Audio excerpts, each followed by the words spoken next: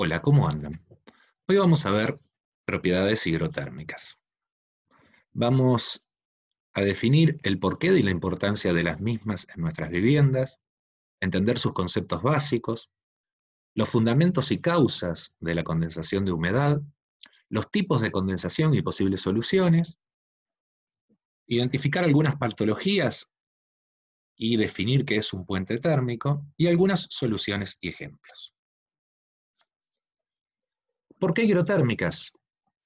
Si desmenuzamos la palabra, podemos decir que hidro va a estar en relación con el agua en estado de vapor, y térmicas, como vimos en sus propiedades, está relacionada con el calor o menos calor, con el calor, el frío. En estas imágenes podemos apreciar diferentes patologías producto de no dar una respuesta adecuada a este tipo de solicitaciones, que llevan a nuestras viviendas verlas de manera desagradable y que el confort no sea el adecuado. Teniendo en cuenta esto, debemos entender que si bien el confort es una sensación que depende de muchos factores, sean estos subjetivos o objetivos o perceptivos, como el mobiliario, la forma y funcionalidad del ambiente, los colores y luminosidad, los sonidos, el equipamiento, nosotros vamos a estar hablando de lo que es el confort hidrotérmico, para que no nos pase lo que nos pasaba en las imágenes anteriores. Y el mismo está ligado al de la constancia de la temperatura y humedad respecto del ambiente externo. La sensación de bienestar no depende únicamente de la temperatura del aire. Para conseguirlo, deberemos controlar, primero, la radiación de los materiales circundantes y principalmente de las paredes del envolvente del edificio, es decir, su temperatura y su capacidad calórica. La temperatura del ambiente del aire, la velocidad del aire y la presión parcial de vapor de agua del aire en el ambiente. Para poder adentrarnos entonces en el confort térmico, vamos a ver algunos conceptos básicos a tener en cuenta. Sabemos que el aire es el resultado de la mezcla de gases que se encuentran suspendidos en la atmósfera terrestre y que se mantienen sujetos a nuestro planeta gracias a la fuerza que aplica la gravedad en la Tierra. Al igual que el agua, es indispensable para sustentar la vida de nuestro planeta. Dentro de los diferentes componentes que tiene el aire, uno de ellos es el vapor del agua, que varía entre 0 hasta 1 o 4% en el mismo. Decíamos entonces que el aire es la mezcla de varios gases y posee una cierta cantidad de vapor de agua. O sea, el vapor de agua, en determinadas condiciones de presión y temperatura, se transforma en líquido. A este cambio gas-líquido lo vamos a llamar condensación. En la imagen de la derecha podemos apreciar, en una situación de invierno, que puede ser en la ciudad de Mar del Plata, con la diferencia de temperatura que conocemos, la de confort interior y la exterior de baja temperatura, cómo se condensa el vapor de agua en el vidrio y se transforma en líquido. Otros conceptos a tener en cuenta en este tipo de propiedades serán la humedad absoluta, que es la densidad de agua entendida en gramos sobre metro cúbico, que existe en el aire del ambiente. La humedad relativa, que tiene que ver en la relación entre la densidad de vapor existente en un recinto y la máxima densidad de vapor que podría existir a la misma temperatura. La humedad de saturación, que es la mayor cantidad de vapor de agua que puede admitir el aire a una temperatura dada, y la temperatura de rocío, que es la temperatura a la cual empieza la condensación de humedad cuando el aire se enfría. Sintetizando estos conceptos, podemos decir que el vapor de agua siempre existe en el aire y su cantidad dependerá de la humedad relativa. Cuando la humedad relativa alcanza el 100%, se produce saturación del aire y se alcanza lo que denominamos el punto de rocío. Cuando se dice que hay una humedad relativa del 72% a 18 grados centígrados, se está mencionando que el aire alberga el 72% de la cantidad máxima de vapor de agua que puede tener a esa temperatura de 18 grados centígrados. Si a dicha temperatura se llega al 100% de humedad relativa, se alcanzaría el punto de rocío. En síntesis, el punto de rocío llega cuando o se incrementa la humedad relativa y la temperatura no varía, o cuando la temperatura desciende, pero se mantiene la humedad relativa. Empecemos a analizar estos conceptos en nuestras viviendas. Acá tenemos un ejemplo de un muro de ladrillo común con dos revoques. Sabemos que un lugar va a ser de más calor, otro menos calor, y que el calor, como vimos en las propiedades térmicas, siempre va del lado de más calor al menos calor. Lo mismo ocurre con el vapor de agua, que va del lado de más calor a menos calor, y contrario al agua en estado líquido, que va del lado de menos calor al lado de más calor, buscando evaporarse. Esto es fundamental porque si nosotros decíamos que el vapor en situaciones determinadas condensa, o sea, se transforma de gaseoso a líquido, va a querer entrar al muro y para que no salga y no ataque algunas situaciones que nosotros querremos evitar, tendrá que salir, va a salir, digamos, por el agua líquida lo más rápido posible. Lo veremos más adelante. Ahora, esta situación hay que verla en qué época del año ocurre, porque sabemos que en invierno entonces el aire caliente irá del interior al exterior, pero en verano será al revés, el aire caliente irá del exterior queriendo entrar al interior. Entonces, dicho esto, podemos decir que si la temperatura de un paramento es inferior a la temperatura de rocío del ambiente interno, el aire en contacto con el paramento se enfría por debajo de aquella temperatura y el exceso de humedad se condensa sobre la superficie del paramento. En síntesis, la condensación está en relación con el grado de resistencia térmica del muro. Y analicémoslo. Tenemos el mismo muro, le ponemos temperaturas, la de confort 21 grados, la exterior 5 grados, la de menos calor, pero como es una situación particular de Mar del Plata, en invierno podemos decir que el interior va a ser de 21 grados y el exterior de 5 grados, y también el paramento interior podemos decir que tiene 10 grados. Por consiguiente, en el momento que el vapor de agua choque con esa superficie fría, se condensa y se transforma en líquido. Para que esto no ocurra, le podemos agregar un aislante térmico. ¿Qué lograremos con ello? Que el paramento interior no caiga abruptamente la temperatura. En este grado suponemos 18 grados. Por consiguiente, el aire chocará con la superficie que ya no está tan fría, está un poquito menos grados que la interior. Por consiguiente, es factible que no se condense. Después veremos, como el aire va a seguir avanzando hacia el lado de menos calor, qué pasa cuando choca con la aislación térmica. Y en su defecto, qué situaciones podremos plantear para que no perjudique a la misma. En síntesis, podemos decir que a mayor resistencia térmica al paso de calor, menor diferencia de temperatura entre el paramento y el ambiente interior. Y este es el primer punto a tener en cuenta en este tipo de solicitaciones. Dentro de las causas de la condensación de humedad, tenemos dos. La primera es el aumento de humedad por aumento de la masa de vapor en el recinto, que se da cuando nos duchamos, cuando hay una estufa con mal tiraje, cuando hay muchas personas juntas en un mismo ambiente, a veces cuando secamos la ropa en el interior de nuestra vivienda. Lo que hacemos es generar demasiado vapor o tanto vapor que supera al admisible, para llamarlo de alguna manera, o al que tolera el ambiente a una temperatura determinada. Y ahí se produce la condensación.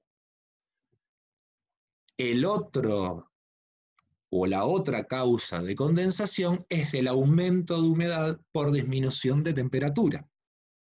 Básicamente, al tener una mala aislación térmica en nuestra vivienda, habrá constante condensación, producto de cada vez que haya baja temperatura, habrá mucha disminución interior de temperatura en nuestro ambiente. Aparte de la mala aislación térmica, hay que tener en cuenta las infiltraciones de aire que puedan ocurrir producto de diferentes situaciones constructivas mal realizadas o elementos que no cierran bien y hacen que entre aire a nuestra vivienda. Estas dos causas de humedad van a estar determinadas por la temperatura y el grado higrotérmico del ambiente, por la temperatura exterior y por la aislación térmica del cerramiento. Dentro de los tipos de condensación que podemos encontrar, vamos a distinguir, por un lado, las permanentes y transitorias. Las primeras, las permanentes, como vimos hace un rato, la aislación térmica insuficiente va a generar una condensación permanente, o la pérdida de calor permanente. La superficie interior de cerramiento más fría que el ambiente, y la heterogeneidad, puentes térmicos.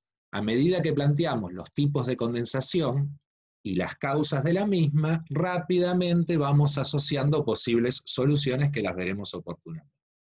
Dentro de las transitorias es la generación de vapor más rápido que el aumento de la temperatura, cuando nos duchamos, por ejemplo. También tendremos dos tipos de condensación que son superficiales e intersticiales, o sea, se pueden generar en la superficie del paramento o internamente en él, por ejemplo en un muro, en la superficie del muro, o intersticialmente adentro del mismo. En el primero de los casos, cuando es superficial, la temperatura de la superficie interna de la pared es inferior a la temperatura de rocío del ambiente interno. Y la intersticial, dentro de las paredes, cuando la presión de vapor en su interior sobrepasa en algún punto el valor de presión máximo que le corresponde.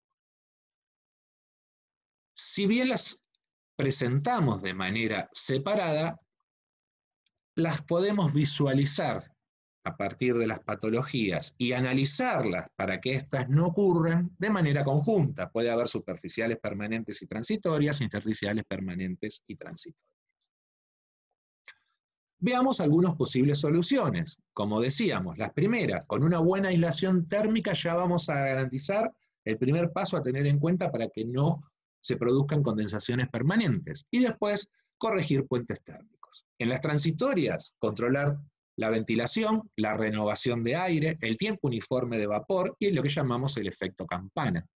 O sea, cuando ocurre una condensación en un lapso de tiempo corto, tratar de evacuar ese vapor lo antes posible para que no sea constante la condensación.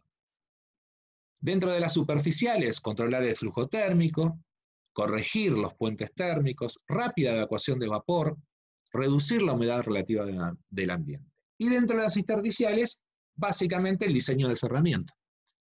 El gradiente térmico, que lo van a ver a partir del año que viene, y las barreras de vapor, que vamos a hacer una introducción ahora de las mismas. Ahora, a tener en cuenta, si el vapor penetra en el material, se debe posibilitar su salida. La condensación no debe producirse en el aislante térmico. El vapor no debe llegar a la cara fría del aislante térmico.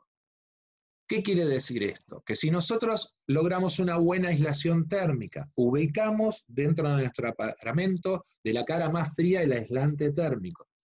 Pero si llega a haber una condensación transitoria y la misma penetra en el muro y ataca, sería la palabra adecuada, el aislante térmico, este perdería sus propiedades. Por consiguiente, deberemos buscar soluciones para que esto no suceda. Generar algún elemento para que no llegue al aislante térmico, del lado más caliente del mismo.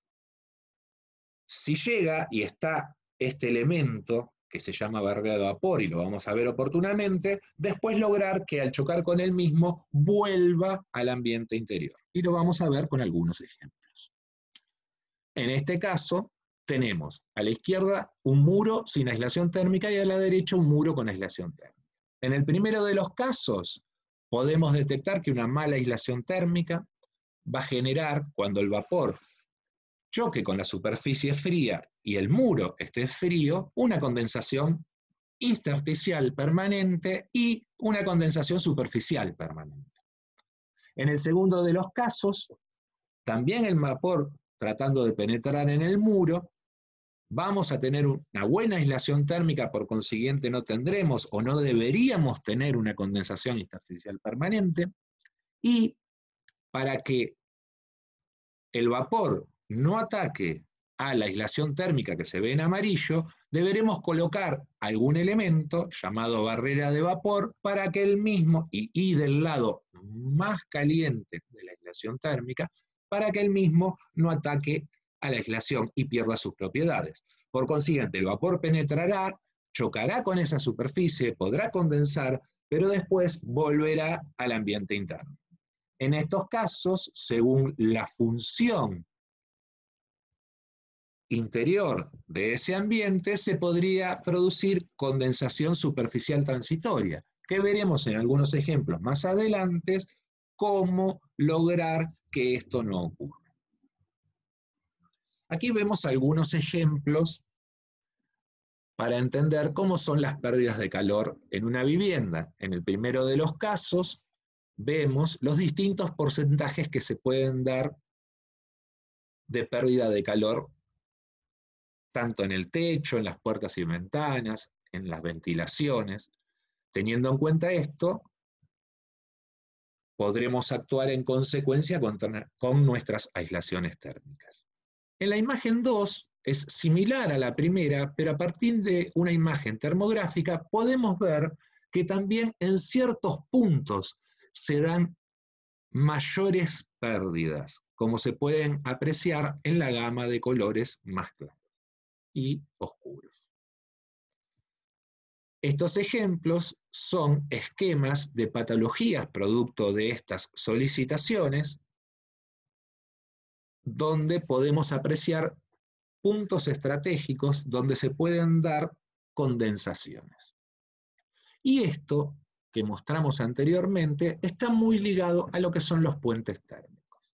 Podemos decir entonces que cuando un cerramiento, muro, techo o pisos, presenta heterogeneidades, o sea, materiales de características térmicas diferentes, colocados uno al lado del otro, la temperatura interior no es la misma en toda la superficie del paramento, y la condensación se da solamente en ciertos puntos, llamados puentes térmicos.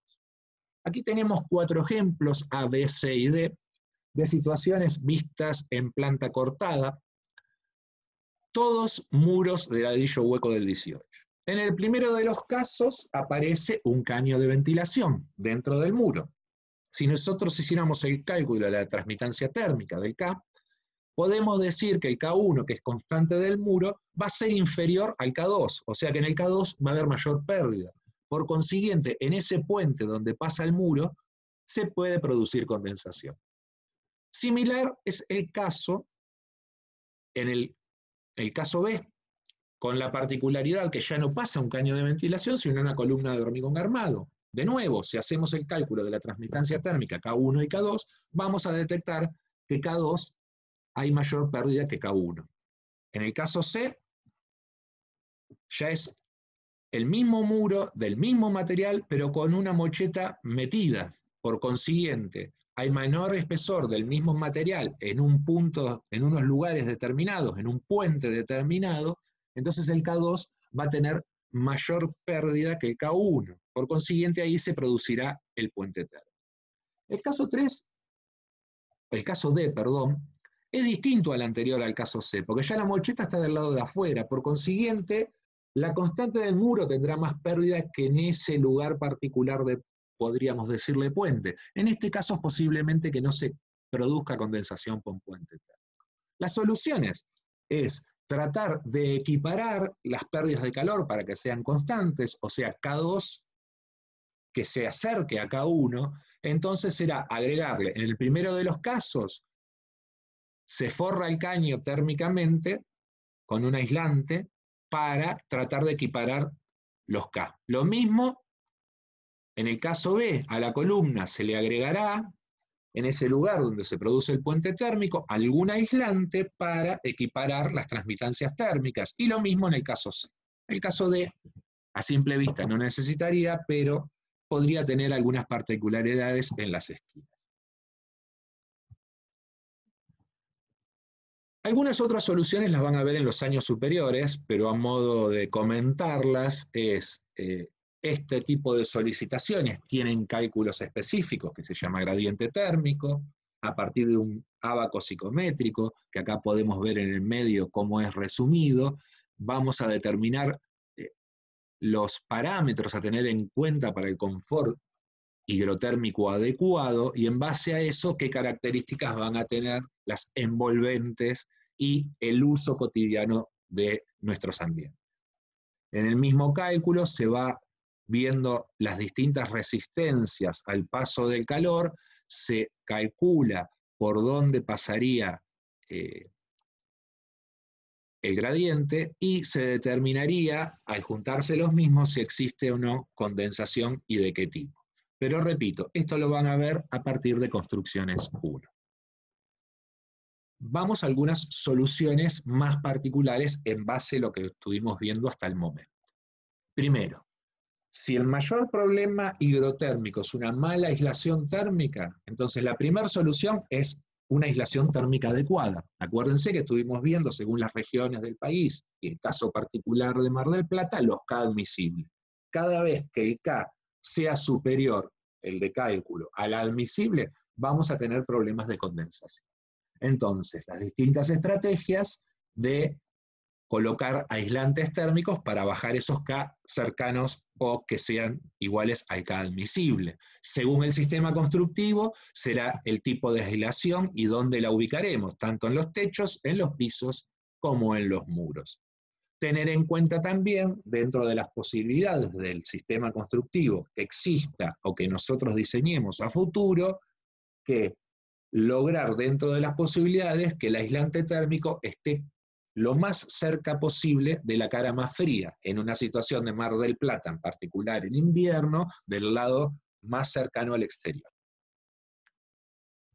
Lo otro y fundamental son las ventilaciones cruzadas. Es fundamental, digo, la renovación del aire, y más cuando aparecen condensaciones transitorias. Por ejemplo, el excesivo, en corto plazo, aparición del vapor. Por ejemplo, cuando nos duchamos, si nosotros lográramos, una vez duchados, rápidamente abrir una ventana que circule, que se vaya todo ese vapor, podríamos generar que no se condense oportunamente dentro de nuestra pared.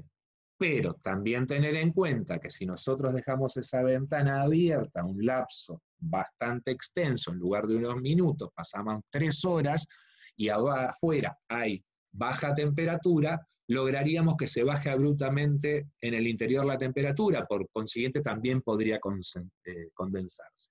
Las ventilaciones cruzadas son importantes, pero deben ser controladas. La otra es evitar puentes térmicos. Acá vemos también con fotos termográficas cómo se dan las pérdidas de calor y marcan claramente la combinación de algunos puentes térmicos. Una manera adecuada, como contábamos en los puentes térmicos, es en este caso con esta columna de hormigón, forrarla con un material aislante para que no se produzca en esos lugares condensación. Y la última que mostramos son lo que llamamos barreras de vapor, que son láminas delgadas que ofrecen gran resistencia al paso de vapor de agua. Básicamente la vamos a colocar siempre del lado más caliente del aislante térmico para que si condensa no ataque el aislante térmico.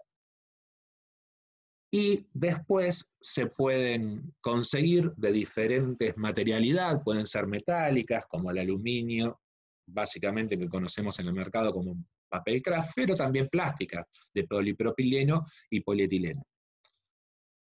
Básicamente vienen, si bien pueden venir separadas y nosotros podemos colocarlas, también vienen incluidas dentro del aislante térmico. Acordarse siempre cuando se hace la colocación del mismo que la lámina o la barrera de vapor va del lado de adentro, para decirlo de alguna manera, en una situación particular como en Mar del Plata, va siempre del lado de más calor. Consideraciones finales a tener en cuenta, algunas que pueden ser controladas, pensadas y diseñadas por el arquitecto, y otras que después de ello transmitirle al que va a hacer uso de la vivienda, es un buen diseño térmico del envolvente, ventilación cruzada, natural o forzada, controlada, controlar la producción de vapor, secar el exceso de agua de lavado de pisos y duchas y no secar la ropa adentro. Para finalizar, les vamos a mostrar una obra del arquitecto José Cubilla, paraguayo él, la casa Ñanduay. La particularidad es una zona muy específica, misionera del sector misionero del Paraguay. Es un vasto territorio sin sombras, hay pocos árboles, como se puede apreciar en la imagen de arriba. Hay mucha humedad y el viento sur predominante es muy fuerte y violento. La propuesta entonces del arquitecto es resolver en forma austera, en una gran plataforma de piedra y un muro al sudeste, y toda la integración necesaria hasta el horizonte. ¿Cómo se puede apreciar en los dos cortes? En el de abajo podemos apreciar cómo genera esa gran plataforma y ese muro de piedra, cómo en el mismo genera espacios muy pequeños y reducidos para la ventilación cruzada, cómo los techos generan una pendiente determinada para también lograr ventilaciones cruzadas cuando eso sea necesario, y cómo en el otro corte se puede ver cómo lo integra con el horizonte. Lo importante también de este ejemplo de José Cubillas es la utilización de los materiales regionales. La piedra es de la región, las maderas utilizadas son de la región, y los pocos elementos que no encuentra la región los trae estratégicamente de Asunción de Paraguay en un solo flete, y parte de esos materiales, la mayoría son reciclados. Más imágenes del mismo ejemplo. Se puede apreciar la generación de ese muro de piedra, cómo la circulación para entrar en los ambientes generan un doble espacio para bajar las temperaturas por un lado, pero también con algunos huecos, como se pueden apreciar acá en planta, pero también acá en este esquema, para lograr las circulaciones de ventilación cruzada y que las mismas sirvan para que, en el caso de generar algún tipo de vapor, se evacúe rápidamente. También, como estuvimos viendo en térmicas, y que también nos sirve para hidrotérmicas, al haber altas temperaturas, el problema es el ingreso del calor a nuestro ambiente, y ya no son aleros, sino que generan galerías, como se puede ver en esta última imagen, para que el sol no irradie directamente en nuestra envolvente, ¿está bien? Y no genere ese muro constante calor, y que el mismo, si bien podemos hacer una aislación térmica adecuada, no pueda llegar a ser suficiente. El resto de la vivienda se puede apreciar acá. El lado más expuesto es más, o sea, a los vientos predominantes y violentos, es más opaco, y el lado más abierto es hacia la otra parte donde nos perjudica tanto el mismo. Y acá algunas imágenes de la construcción propia de la vivienda. Para finalizar, una frase para mí muy importante y relacionado con estas propiedades del arquitecto Ralph Erskine, que dice que la función de los edificios es mejorar las relaciones humanas. La arquitectura debe facilitarlas, no hacerlas peores. Muchas gracias.